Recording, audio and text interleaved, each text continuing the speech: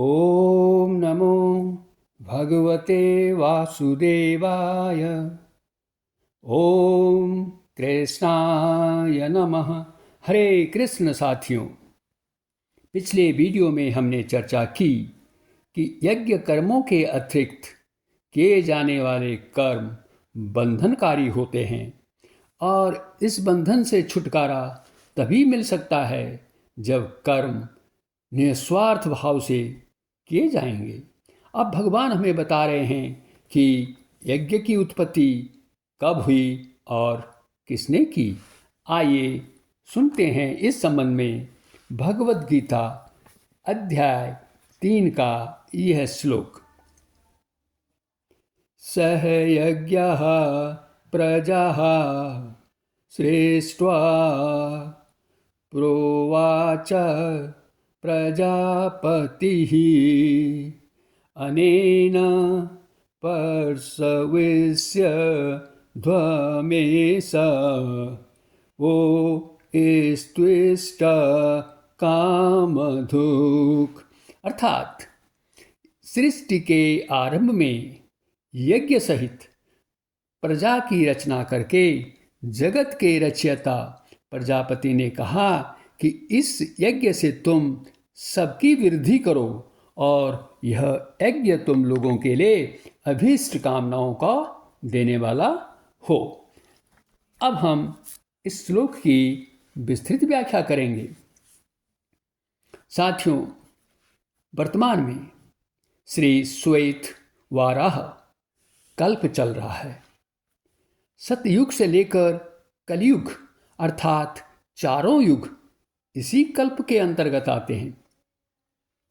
जब यह कल्प शुरू हुआ तो उस समय प्राणियों के स्वामी विष्णु भगवान की आज्ञा और उन्हीं की शक्ति से ब्रह्मा जी ने सृष्टि की रचना के साथ साथ यज्ञ की भी उत्पत्ति की, अर्थात यज्ञ की भी रचना की।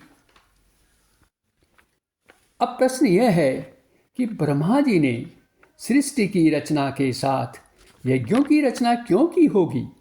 इसका कारण यह है कि यज्ञों के माध्यम से ब्रह्मा जी ने मनुष्यों को यह बताया है कि उनके कर्तव्य कर्म क्या हैं जिससे वे अपना कल्याण कर सकते हैं। यह ठीक वैसे ही है साथियों, जैसे किसी नई वस्तु की खरीद के समय निर्माता या कंपनी वस्तु के उपयोग के लिए कुछ निर्देश भी बनाती है और क्रेता को देती है। उन्हीं निर्देशों के अनुसार उस वस्तु का उपयोग करना होता है। तो मनुष्य जीवन तो कितना अमूल्य है, उसको चलाने के लिए भी कुछ विशेष कर्म होते हैं जो कि हमें यज्ञ के द्वारा संपन्न करने पड़ते हैं। प्राय यज्ञ का अर्थ हम क्या लेते हैं? हम इसका अर्थ लेते हैं हवन कुंड में पवित्र अग्नि प्रज्वलित कर उसमें घी, हवन सामग्री और समिधा की आहुति देना। लेकिन भगवद गीता में यज्ञ के अंतर्गत वे सभी क्रियाएं आती हैं जिनसे इस चराचर जगत का हित होता है। ब्रह्मा जी सदैव प्रजा के हित और रक्षा के विषय में विचार करते रहते हैं, क्योंकि उन्होंने ही तो इस सृष्टि की रचना की है, उत्पत्ति की है। तो उनका ही एक महान कर्तव्य है कि वे हमेशा अपनी प्रजा के सुख के बारे में सोचते रहते हैं। इसीलिए तो उन्हें प्रजापति कहा जाता है। प्रजा के अंतर्गत न केवल मनुष्य बल्कि उसमें देवता, असुर, ऋषि, पितर, पशु पक्षी, वृक्ष आदि सभी आ जाते हैं। इन सभी के हित के लिए ही यज्ञ किए जाते हैं। अगर देखा जाए तो यह संपूर्ण ब्रह्मांड यज्ञमयी है। प्रकृति में सर्वत्र यज्ञ की भावना हम स्पष्ट रूप से देख सकते हैं। सूर्य है, चंद्रमा, पृथ्वी, नदियां, वृक्ष आदि सभी यज्ञ की भावना से कर्म कर रहे हैं। अपने कर्म के बदले में वे किसी से कुछ भी नहीं मांगते हैं। परोपकार की भावना से ही वे सारे कार्य कर रहे हैं। इस प्रकार ब्रह्मा जी मनुष्यों से कहते हैं कि तुम लोग अपने यज्ञ रूपी कर्मों को करो। इससे तुम सबकी समृद्धि होगी, तुम सबको सुख मिलेगा।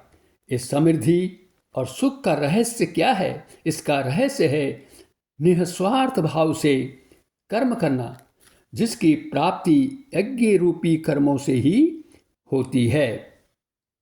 ये यज्ञ तुम्हारे लिए वैसे ही फलदायी होंगे जैसे कामधेनु गाय से सभी इच्छाओं की पूर्ति होती है।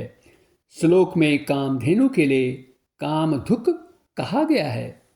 पौराणिक कथाओं के अनुसार कामधेनु नामक गाय महर्षि वशिष्ठ के पास थी, जो सभी इच्छाओं की पूर्ति करती थी। इसीलिए यदि मनुष्य सहयोग की भावना और अनुशासन में रहकर निस्वार्थ भाव से कर्म करेगा तो वह अपने लक्ष्य को प्राप्त कर सकता है। अंत में साथियों, हमारा मूल लक्ष्य क्या है? हमारा मूल लक्ष्य है भगवत धाम को प्राप्त होना, और कलयुग में इसके लिए सबसे सुगम विधि है संकीर्तन यज्ञ, अर्थात भगवान के नामों का कीर्तन। जीवन में इसे अपनाकर मनुष्य क्रमशः कृष्ण चेतना में स्थिर होकर अपना कल्याण कर सकता है। इन्हीं शब्दों के साथ वीडियो देखने के लिए आपका बहुत बहुत धन्यवाद। कृपया इस वीडियो को शेयर करें, लाइक करें और चैनल को सब्सक्राइब भी करें। अगले वीडियो में फिर भेंट होगी और जानेंगे कि यज्ञ से प्राप्त होने वाले लाभों के बारे में। आपका पुनः धन्यवाद।